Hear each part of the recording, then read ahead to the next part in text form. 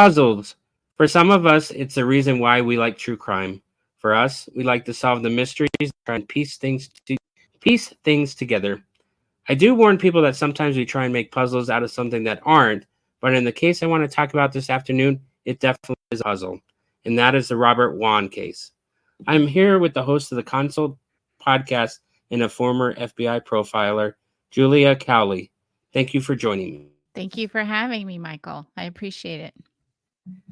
Yep. So I guess you've started a series on the Robert Wone case on the podcast. I guess how many episodes are you planning on doing?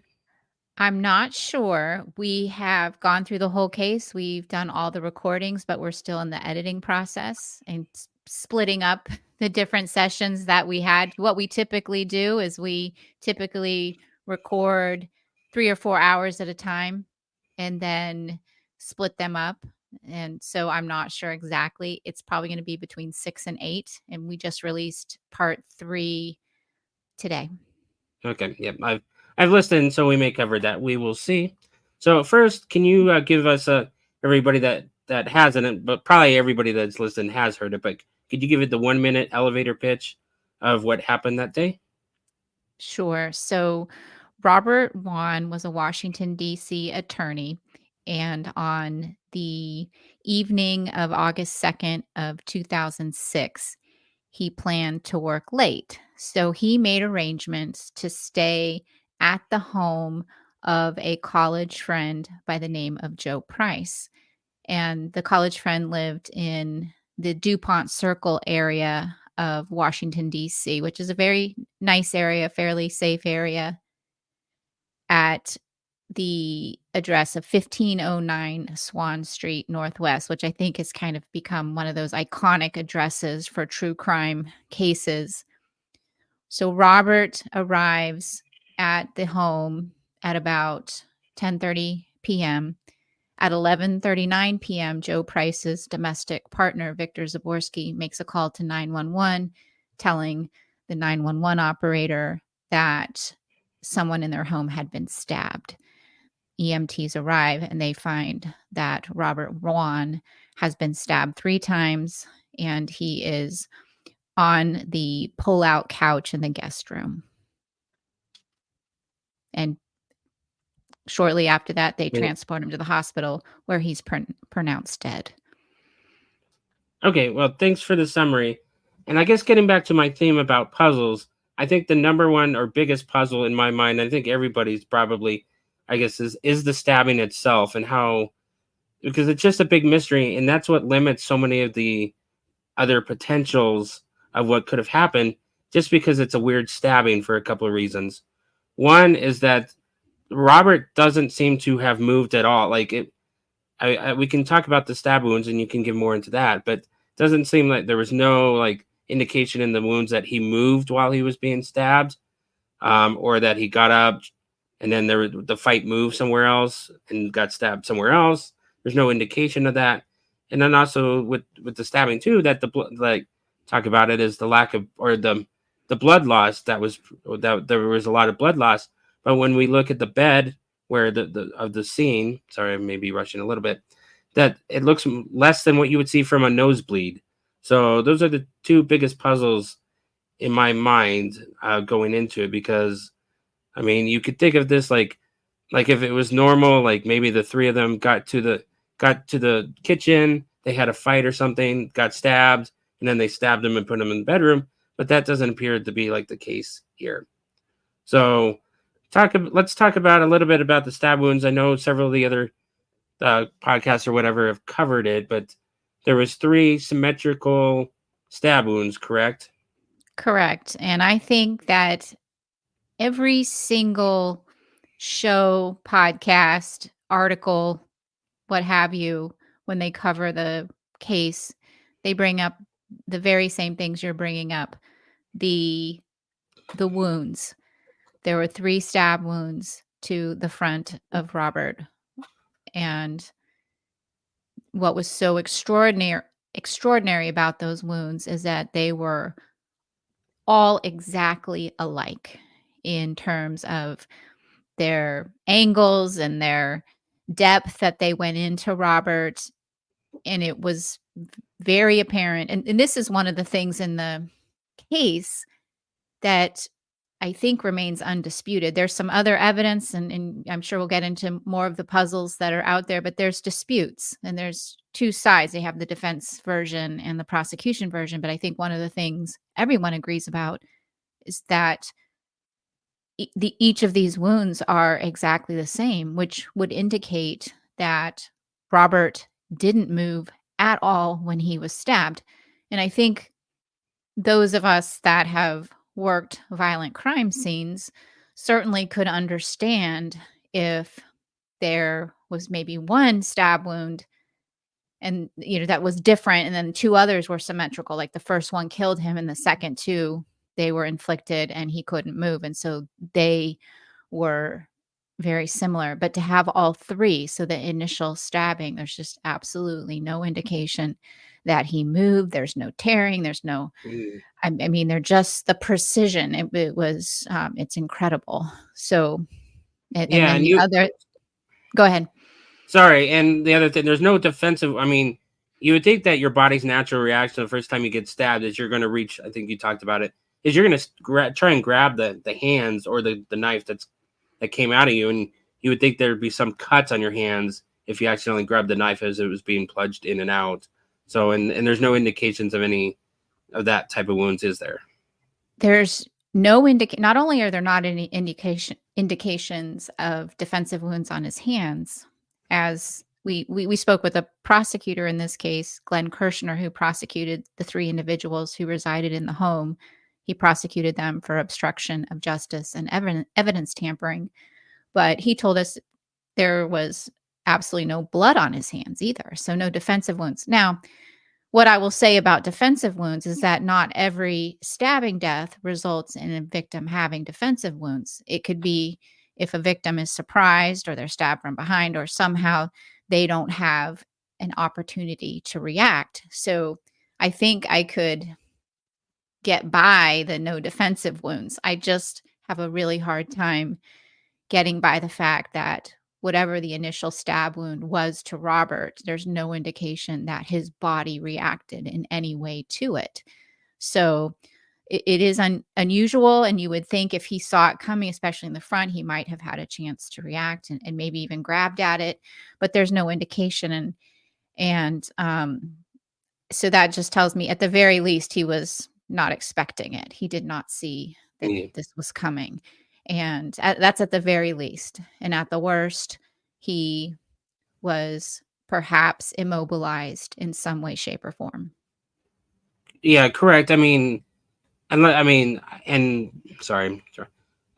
There was no way that they think that first stab wound was like fit, like he was like dead right after that wound, was there? I guess they talk about the blood being still in the body, still kind of being the stomach kind of does something with it, so it indicates that the he was still alive and processing like after that first stab wound. So I mean, I think you could understand it if the first stab wound got you, and then like you stabbed again afterwards. That would explain it. But it looks like he was still alive after that first one. Right. That's the medical expert's opinion, is that those stab wounds were inflicted while he was still alive, that he was not already dead or killed by some other means. Okay, one question I can't remember, and I wanted to ask you: Sure. was he wearing a shirt? Like, Yes. was okay? And was there three indications of wound or of a knife going through that shirt?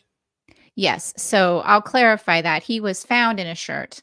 So I think there is perhaps some debate whether or not he was wearing the shirt when he was stabbed, and perhaps maybe the person put the shirt back on him. So that I want to make clear. I think he probably was wearing his shirt when he was stabbed, but there is some debate about that. But yes, so there were three holes in the shirt that corresponded to the three stab wounds in the front of his chest and or Okay, because stomach. It was in the chest and stomach area where he oh, was okay. stabbed. Mhm. So because a lot of people speculate, I mean, one of the ways that they could have done it to get rid of the blood loss is stab him like in the shower, and then like the blood could have gone down the drain. But I don't understand how they could have like stabbed him, moved the body, and then put a shirt back on him. and then stabbed him 3 times to court, like in the shirt, to make it look like it went through. That just seems kind of weird to me. Is that a Right. possibility? Well, I don't think so, just because I think it would take a lot of effort to put him in the shower, move him, especially the fact that he's would be very heavy, it would be cumbersome, it would make a mess, and there was just no signs in the crime scene that there was any kind of cleanup whatsoever. And the other thing was there were a number of samples throughout the home taken for and tested for blood, including the traps, the drain traps. Mm, And there was no indication that blood had gone down the drains. There was no indication of yeah. blood anywhere in the home other than on the bed, the blood you mentioned being on the bed. And that was from when he was being put on the gurney and he was turned over by medical personnel. Oh, I guess I hadn't heard that. I guess I just assumed that the blood there was like from the stabbing. So you think it was from the when they moved him, that like it turned over and some of the blood just came out from being turned over? Yeah, very likely. It is likely that it was because the stab wounds were not through and through. So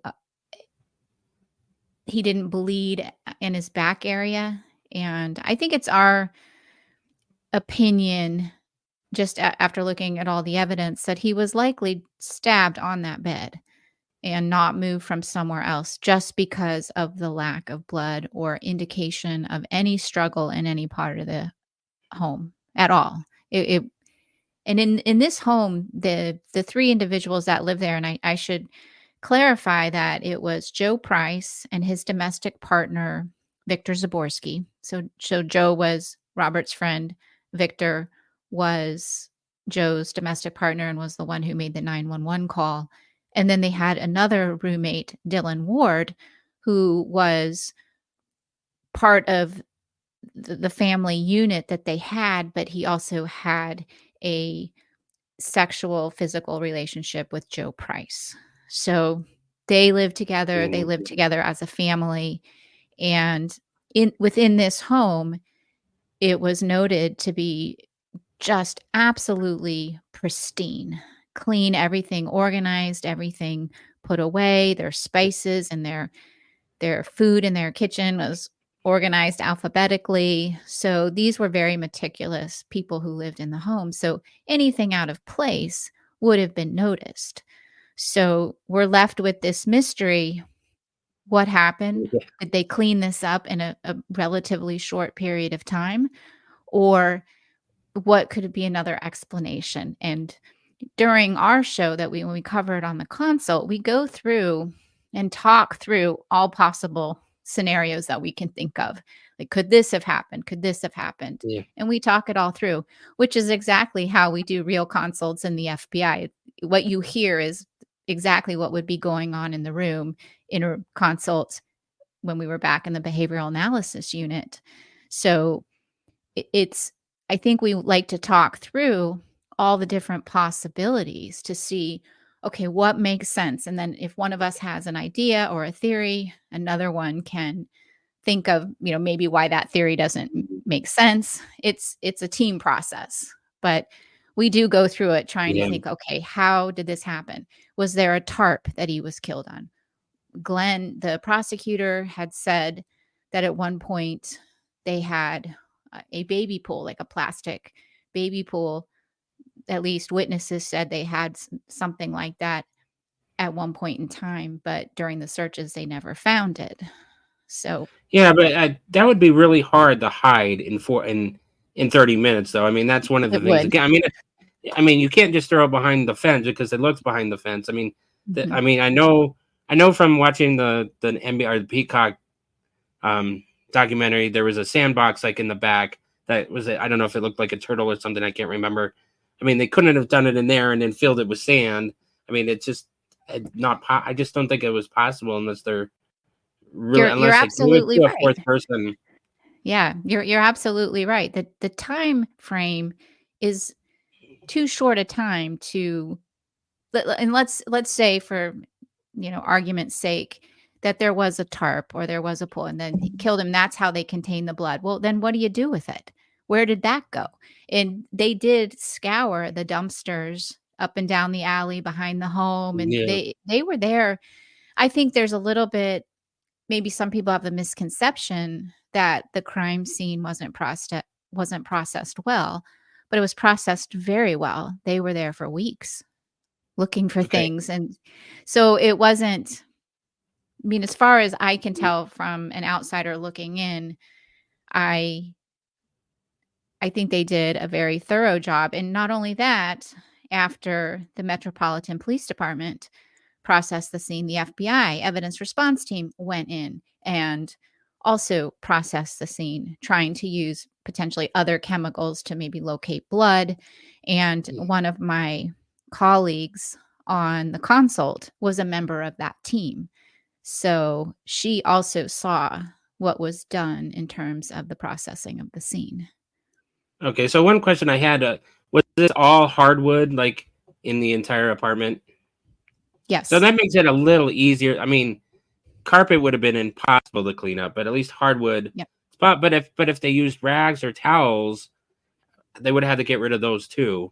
So it's just like you now none in the dumpsters, or they had a neighbor they could give it to, and that I don't think so. I Then mean, you're it is the biggest puzzle.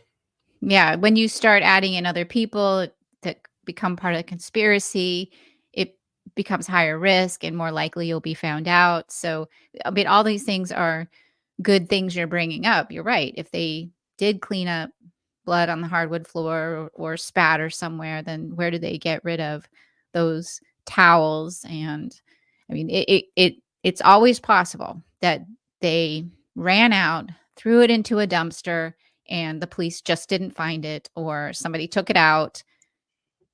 It's possible, but Mm, is it likely? I don't think it's likely. okay.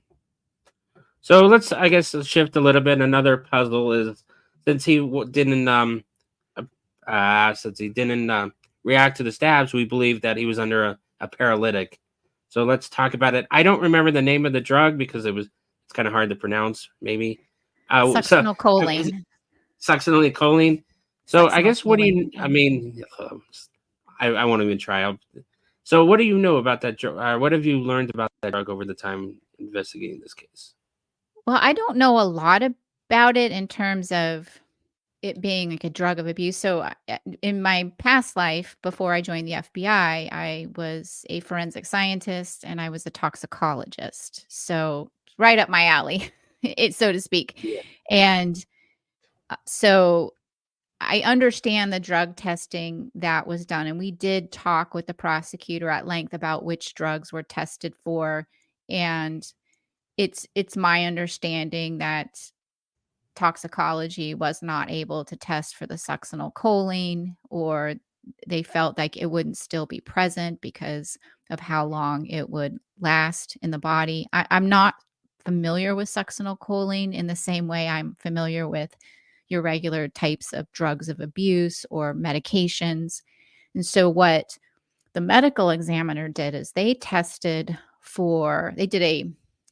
a drug screen where they tested for different classes of drugs. And none of your typical drugs that you would see Mhm. came up in that drug screen. Now, when we talked with the prosecutor, he said that blood was forwarded to a toxicologist who did further testing for specific types of drugs, because in a drug screen, there are certain drugs, unless you're specifically looking for them, they're not going to show up in a Yeah. regular drug screen. So it's he couldn't recall exactly what drugs were tested for, but it did appear in the documents that at least certain types of drugs that you would consider to be potentially what we know as date rape drugs were tested for, but succinylcholine was not. So that became Yeah. the the drug that was suspected to have been used. Now, how would they have gotten that? I'm not quite sure. I don't know how Yeah. readily available or how it was monitored back then. If you could just go in somewhere and grab Yeah. it off a crash cart or something. So it is a mystery. We don't know what immobilized him. Yeah, I guess what I mean it's that is very confusing too because you would think that if you were using it before, I mean, I'm not sure you'd use a new drug like that, like out of nowhere. Like, I don't know how they would have decided, oh, somebody's coming over, let's go get a paralytic drug right off of a crash cart and then use it. I mean, I would think that maybe in that, I mean, I guess you always worry about being drugged like at a bar or something, but that would be the normal date rape drugs. You would think they might have experimented or used those in the past, but this one sounds like out of ordinary. So I don't even. Do you know how they came up with this one? Like who brought it up, or who how this specific drug was thought of being used? I don't know who originally suspected that could be the drug. I'm sure yeah, as a team of investigators and prosecutors, they did research and talked with experts and toxicologists and basically asking, okay, what kind of drug could render someone completely immobile?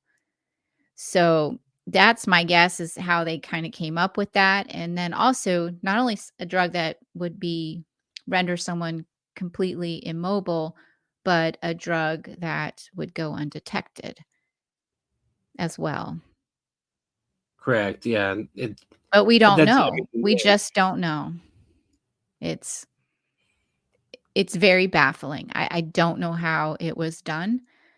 All I know is that I believe he had to be immobilized in some way, and he had no evidence of injury of having been bound or tied or somehow held down. There were no injuries because if they had done that, I think there would be signs that there was a struggle.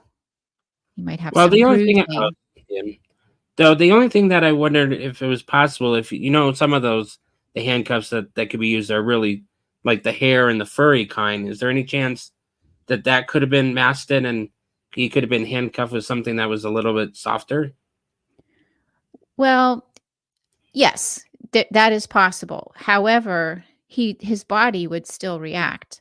And we actually talk about this and about potentially if he had been bound, and we talk about how it's almost impossible to keep someone from moving. And one of my colleagues had worked a previous homicide, and the victim was bound to a bedpost and was stabbed. And she described how he bent the bedpost because of the reaction he had to the stabbing, fighting it. So that just shows you how strong the body will react. And there's just no indication that he did.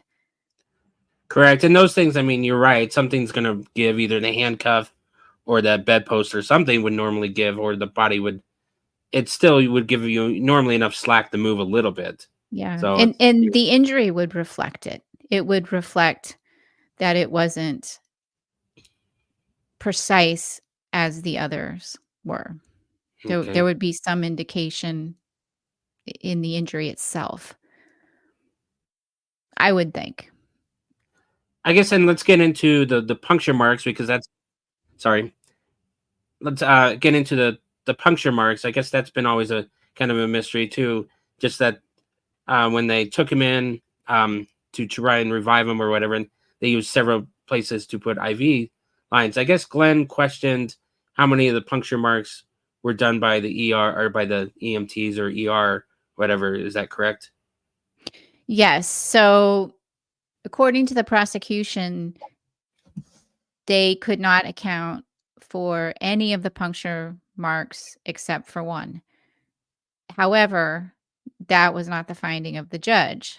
There were numerous attempts to try to revive him.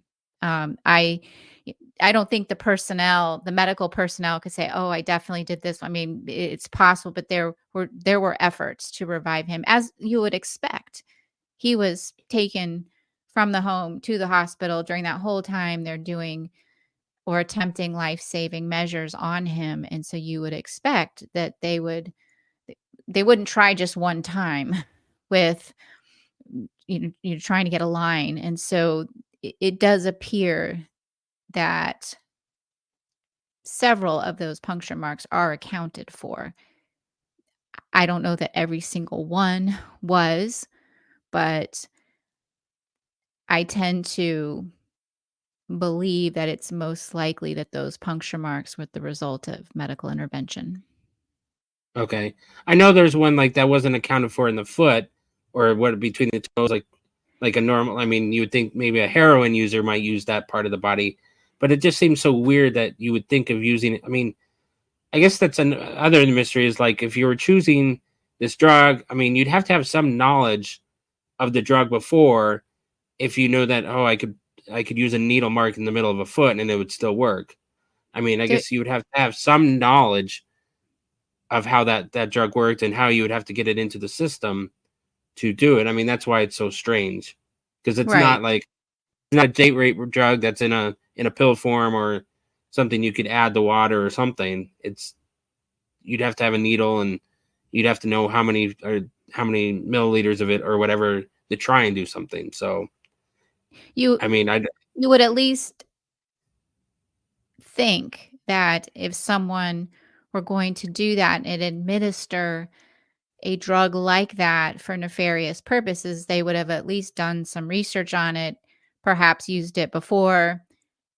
To the extent of their experience, I don't know, but at the very least, like you said, some sort of research of how do I do this? How is this going to affect the victim? Is it going to work the way I want it to work? yeah, So these are because all things you would think someone would be asking prior to engaging in that activity. or it would be known throughout like the clubs that they went to that they would. I mean, you could get information that way, knowing hey, what do people use or what do I got to worry about like when I go to a gay club or whatever, and you might be well, you got to be worried about these drugs and they'll put them in your alcoholic drink or whatever, but not this one. So I mean, it's just very strange. It I is guess very strange. okay, let's go with one I think that both of us have thrown out just to get over it is the intruder. I did have one that somebody asked about could they have gotten into the apartment from the roof. Have you ever seen that?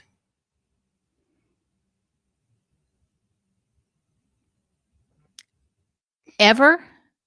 Or in this like, in In this case in so this the case, only has time I've anybody ever seen go ahead. I don't think that that would have been possible without Okay. having they'd still have to, like, jump over the fence, and I don't know that that would be possible. At least you'd have to scale the front of the house or jump over the back fence and then scale up, and I'm not sure exactly if there's any way from the roof. I have no knowledge of that, but Okay. I'm sure they were considering every possible way they could have entered, and they didn't see that. But you have to remember as well that the defendants in this case, who were acquitted, by the way, I should say that they were acquitted and Yeah. they've maintained their innocence, obviously. But you have to remember that they did indicate that the intruder came through the back door, that was the point of entry because they heard the door chime, and they Okay. knew for a fact the front door was locked. It was reported to police by the defendants, or at least one of them, that the front door was definitely locked. So it wasn't through the front door. The rear door might have been left unlocked based on their interviews and what they told police. So, and then with the evidence or with the statements they made about hearing the door chime, that would just indicate they likely an intruder likely did if it is an intruder came through the back door, and I think that's the only way. And there's also they did have a basement apartment, but you couldn't there's not a separate entrance to the basement apartment either. So at the time when they alleged or when they said that they heard the door chime, they thought it could be their downstairs tenant. Okay. And there was no indication that the guy went out the front door. Is there? So they're thinking. I mean, according to them, it was backdoor for entry and exit, Yes, and then they didn't according come to down and them. Yeah, see, that according just to seems them. weird.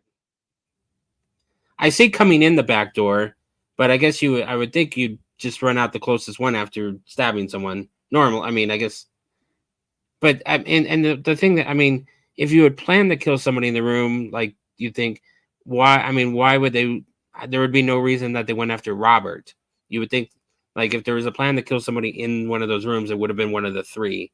I mean, there would have been no way for somebody to know that, oh, they're having a guest tonight. Oh, let me go after the guest now. I mean, I don't even think you'd see that in a plot of a F or a CIA or whatever type movie. That'd be just even too crazy for that. It certainly doesn't make any sense. So if somebody were just going there for the sole purpose of killing somebody, why not just go to the first, check the first door, the first room they come to, which would have been Dylan's room. That's his room was at the top of the stairs. So his room would have been the first room you would have come to. And so why not check that? It doesn't mean that they bypassed that room and went to the room at the front of the house. It doesn't mean that, but it's just something you're considering when we're weighing all the the evidence that would suggest an intruder came into the house. I mean, we absolutely have to consider that. And we have to consider how it would be possible, what's most likely, what's least likely to happen. Mhm. It's all kind of based on probabilities. What most likely happened. Yeah, but I mean, there's a point, I guess, where if something is outrageous, you might have to consider some of the smaller possibilities. But still, I think there's much larger probabilities of what happened. We just don't understand the sequence of events. And Right. so, I mean, I get, and the next one, I guess this is one maybe you're going to get in the further episodes, so maybe we'll have to table it. Is trying to understand like, the other one is the biggest why, because, like, one of them's got, like, you hear a friend is coming over, so I mean, you're either going to say, okay, well, I mean, he's coming over to stay the night, but then somebody's got to say, well, let's do something more with him. That just seems like, to me, I think that just seems really weird too. But I mean, maybe there's some. I mean, so you told me that the three of them, or I think it was only the two of them that went downstairs to meet him, right? So Yes, their I'm not story is sure if I said that. I mean, we that's been covered on our podcast, and I think that it's well known based on the evidence that Joe and Dylan were the ones. This is based on their statements to police. They went downstairs and greeted Robert. Well, I back up. I believe Dylan went downstairs first, greeted Robert, and then Joe came down, and then they went into the kitchen where they had a glass of water and chatted for a bit, and then they all went upstairs and went to bed in their separate rooms. okay. Yeah, okay, yeah, that's what you had said earlier.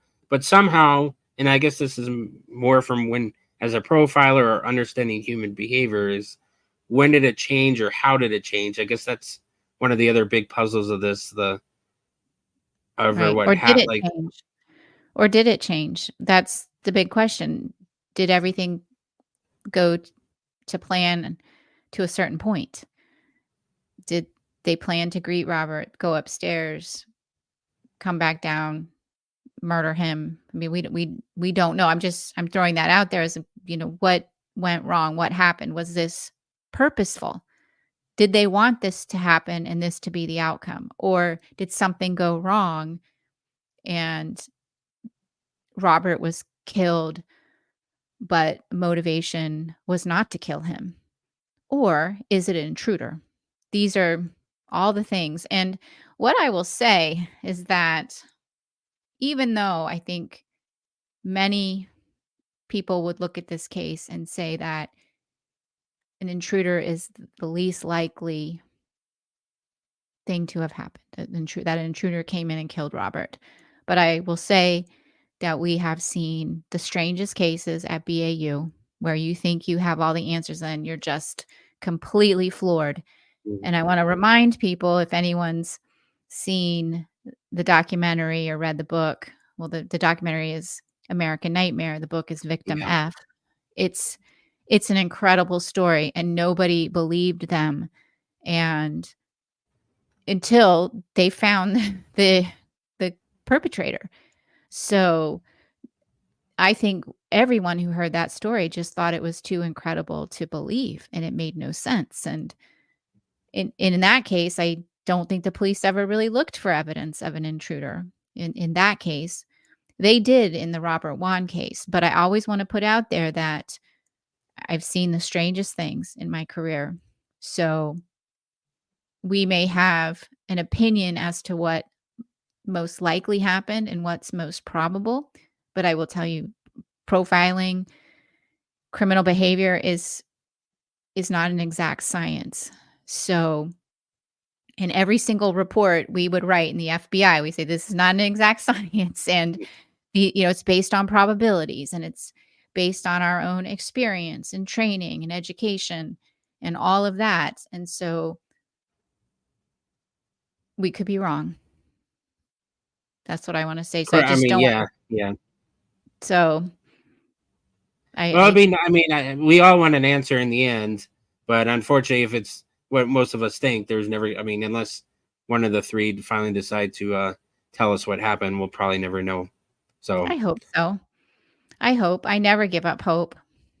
I've seen yeah, stranger things as well. You see, every day you see somebody DNA made a match, or somebody confessed on their deathbed, or you have to remember, well, I relationships mean, yeah. No, sorry. So, I relationships mean, yeah. change. People Well, have, over years, relationships change, and people's motives for keeping quiet are no longer valid for them, and they may want to come forward for various reasons, and and sometimes it happens at when you least expect it. I have yeah. I hope. guess I if always do. oh yeah.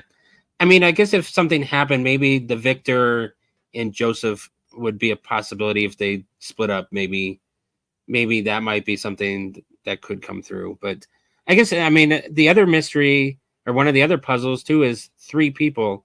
I mean, as they say, two people knowing a secret, you want to make sure that there's only one of them, right? But three is really hard to keep a secret. But we have three here, so maybe one of them will tell. We do. We have three people, which goes to you. I mean, you have to wonder. Nothing has come out in all of these years from any of them. Is it possible that this was done by an intruder, and we just don't understand the evidence, or we're wrong in this case? I think we always have to ask ourselves, no matter what. We have strong opinions about something, but I always think it's a good idea to step back and ask yourself, what if I'm wrong? It's just a good check. Check yourself. And then if you're found to be wrong, it's not so painful. Okay. I just had a couple of more questions, and then we'll probably finish up. I guess. Do you know of any of the items that were like suppressed going into the like the trial that weren't brought up? I know for one was the number of like the amount, the number, and the graphics of the toys of the BDSM material. But the judge decided that would be more prejudicial than probative, so she kept it out for herself. So, do you know if there was anything more that was maybe done that would help knowing it, or was not brought up at trial? So at trial, they were not allowed, or there was no evidence presented of sexual assault, and there was no evidence presented that Robert was drugged or potentially drugged. Those two things were kept out of the trial. Okay, that the second one was much bigger.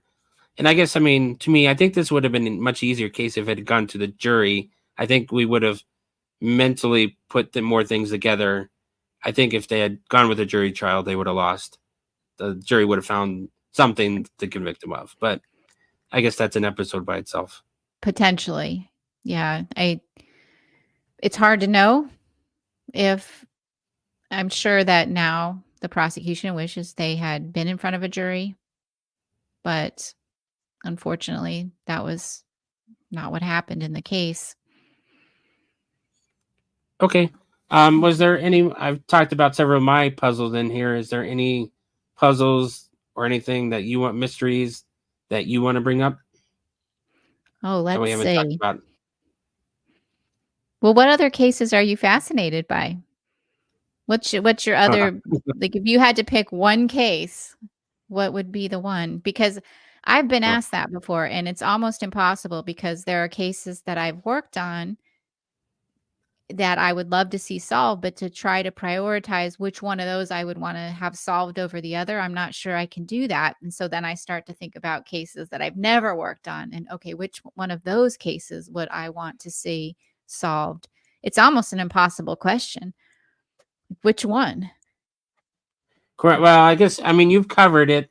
I live about like 30 minutes from the John Bonet house, but I go by that neighborhood all the time. I've never seen the house, so but I go near it. And actually, I'm probably the one person in Boulder that wasn't invited to that house that morning. So, no, I'm Oh, joking, but dear. I mean, how? I mean, they asked a Oh, lot of you're people to right. come I over. mean, yeah, there was a lot. That's for sure. Correct. So I was a college Yeah. student at the time. I would have been on Christmas break, so I would have been probably one of the families, one of my families at the time. So I don't remember where I was for that exact Christmas. But I mean, the dorms are not that far from the house, probably within a mile of directly. So, but yeah, I Mhm. go by it and wonder that one. That one would be a good one to know. Yeah. I guess I agree. That would be one of my top cases as well. Zodiac would be another top case of mine. I mean, for years, the offender Joe D'Angelo, who had been known as the East Area Rapist, original Night Stalker, and then ultimately the Golden State Killer, that was one of the cases at the top of my list as well. But now we know that one. So, but yeah, there's so many out there. and they keep happening. Unfortunately, people still commit murder. So, Yeah. but so I did want to bring up as a shout out for somebody that was asking on the gallery was her name was Sandy. Let's see, let me make sure Chapman, and she wanted to know. I guess similar was that if you could have worked on any case, which one would you have?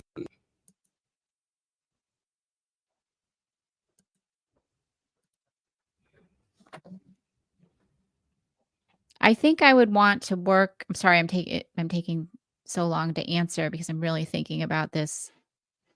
It's And okay. I think my answer is going to depend. Would have liked to be working at the John Benet Ramsey crime scene. I feel, I mean, knowing what I know now and the training that I had at the time, and I, had very good training with the Tennessee Bureau of Investigation. They were an accredited lab long before the FBI was ever accredited. So we just we were taught very good skills. And so I would have liked to have been on my crime scene team with the Tennessee Bureau of Investigation and processed that home and at least and maybe even been a first responder to make sure let's just keep everybody out right now. Something like that. If you think about hindsight is 2020. If I could go back, I would do things differently. And I think we all know that in that case. Yeah, The other case I think is very fascinating is the Zodiac is just another one at the top of my list. I would like to take a look at that one at some point. And I don't believe it was a case that was ever looked at by the FBI's behavioral analysis unit. So I've just always been fascinated with that one as well, particularly because I always think it's very interesting when offenders communicate with law enforcement or they draw attention to themselves with communicating either with law enforcement or the press. I find that to be interesting. or how about the one that everybody brings up, and when they say this crime, when we don't know a crime, he always gets blamed is Israel Keys. I don't Israel know how Keys. much. Well, I did work on Israel Keys. Oh, I'm sorry. I No, didn't. that's okay. That's okay. What did you? That'd be a whole nother episode by itself too. It Like, is it's a what whole made, 'nother episode. I worked on the I worked on the 2 cases that had come into the BAU, the couriers.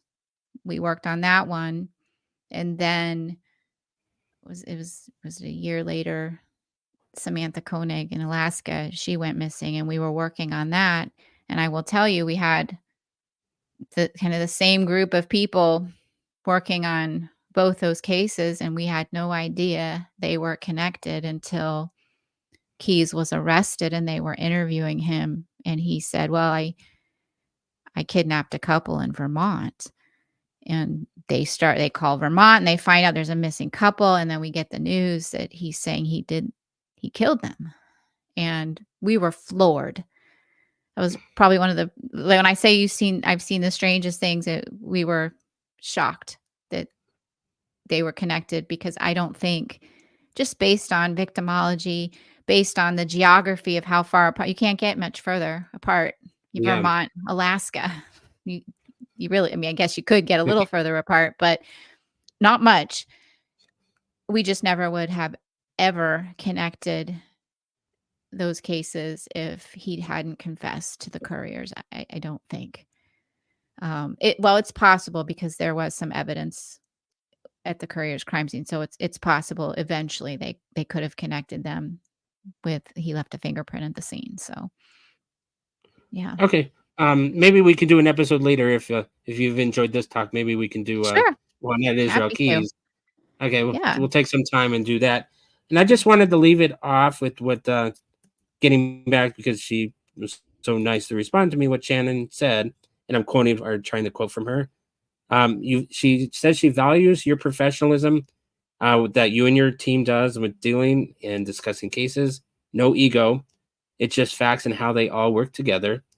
They've given her so much to think about on each of the cases covered because of the totality of different questions and the information they asked for in the analysis. The latest episode on Robert Wong, bringing in blog writers, was genius. I honestly had so many questions on the dynamic there, and this episode answered many of them. So, seeing how the profilers take all of this from the outside info and not make considerations based on that, but use it to round out the picture and is so nuanced, I'm gushing. And that is what she said. So, I just wanted what to give you some I'm good honored. feedback on. I am honored, and thank you very much for that, because that is exactly what we hope our show to be. And I'm just floored and honored. Thank you. That means a lot. Okay, yeah, I will tell her Because you that, were and good. I'll post it. She'll Please hopefully tell she'll her watch the video. Yeah, tell her thank you, and what can I say? That's what we hope Okay. for.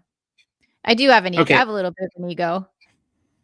I'm still trying. I mean, I'm Just still trying to slightly. figure out my show. I don't have an ego yet. I'm just trying to figure out if I fit in I'm somewhere. kidding. Yeah. I mean, Okay. you learn. Y you'll figure out as you go, and you'll go back and you'll listen to your first episodes, and you'll be like, "Oh, I should redo that one." Because we've evolved. Our show has evolved, and you will as well. So, and Okay. you'll Yeah. I'm get still. used to Yeah. it. Yeah, Yeah. My format is. Oh, sorry. My oh, I format's was like gonna say, go ahead. Sorry. my format is I follow trials live, so I give updates. I really followed the Nikolai Mew case. I'm not sure I agree with the outcome of that one, but I follow the cases and then I give summaries each week of what happens, and then I do these long episodes of topics either in the legal world or on true cases. So I think as long as you stick to what you're interested in, and you'll find your way. And if you want to interview certain people, you have a case you're interested in or a topic, interview them. If there's a case you want to get on and talk about, as long as you have a passion for it, you'll figure out how you're going to do it, how it's going to work out. Not everyone's going to like everything that you do. yeah, Trust me, you got to have a little bit of a thick skin. But I mean, I've had yeah. I was an FBI agent for 22 years. I can take criticism. So you So just get used to it. and real quick, do you know somebody, or you could? I want to know somebody that understands how interrogations happen at the FBI, their or their pluses and minuses and their concerns, and how that works. So I wanted to talk to somebody about that, because that's certainly something in true crime where definitely a lot of people believe false confessions happen all the time. How the FBI watches to make sure that doesn't happen, and are they overrated? Those are kind of the questions I would like to find somebody to talk to about. Yes, But I do know so, experts in interrogation, particularly polygraphers. None of them speak publicly that I know of. So what okay, I would but I don't know. I mean, I could sort of ask around and see, but yes, I know several people, but I don't know if they would be public okay, about it. And then, but there's also other experts that are not in the FBI as well. I'm sure if we looked up people or Googled people, we'd find some people with great credentials that have that experience that do talk to talk on podcasts and yeah, YouTube and stuff like that, that are comfortable with that. yeah, But, and not charging by the hour. That's the hard part. Okay, can I? do people I'm gonna. do people charge I think there are some that charge that is that like, for but yeah. Yeah, we don't I don't do that, but we do have a Patreon, so that's it, just to keep the show just plugging along, I okay, if you guess. want, yep, just go ahead and finish up. I'll let you do one last plug for your Oh. podcast. Yep. So the consult, Real FBI Profilers. I'm the host, Julia Cowley, and I do this show with three other retired FBI profilers, Angela Surser, Susan Kostler Drew, and Bob Drew. And we talk about solved and unsolved cases on our show, all from a behavioral perspective. And we just started a new Patreon for listeners who love our show, want to support us, and they will get early access to our content just a few days, but ad free. So at some point, as we get more experienced at what we're doing, we may add in and do some bonus things. But right now, I can't promise anything. So that's the plug for our show. Okay. Okay, thank you. I'm going to sign off. Can you hang on 1 minute after I hit the Yes, end? I can. Stop the Thank recording. you for Thank having you. me, and best of And luck to thanks everyone. you. Yeah, thank Yeah. you. This has been an episode of Just Legal History. I am your host, Mike. If you have enjoyed this interview, please check out my other interviews on my podcast, but also check out my YouTube channel, Just Legal History. Thanks. Sound credit Galactic Rap by Kevin MacLeod, Incompetech.com, licensed under Creative Commons.